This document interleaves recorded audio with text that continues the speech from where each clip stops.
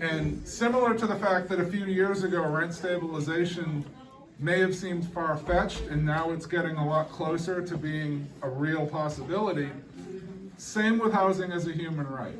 And we have about 20,000 unhoused people here in Massachusetts, and that's a tough number to nail down, but more or less.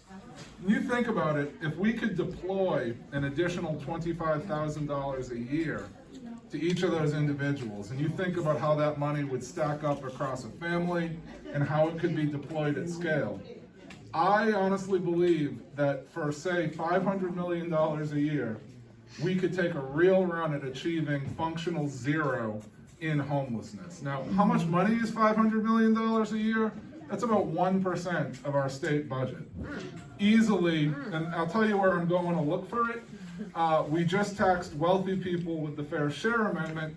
Now we have to go tax a different kind of person, corporations.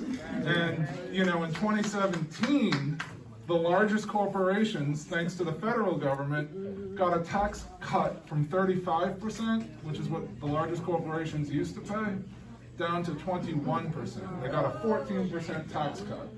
So I have legislation, I have a lot of legislation, but one of my bills would go to the biggest corporations in our state and add a very, very slight excise tax on their gross profits. And if we took that step, we could have the resources to make a real run at ending homelessness. Now, who thinks we should do that? One other thing I'll mention, and that is social housing.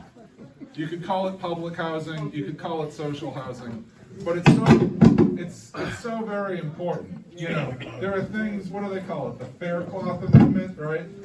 There are provisions that actually prohibit us from contemplating public housing.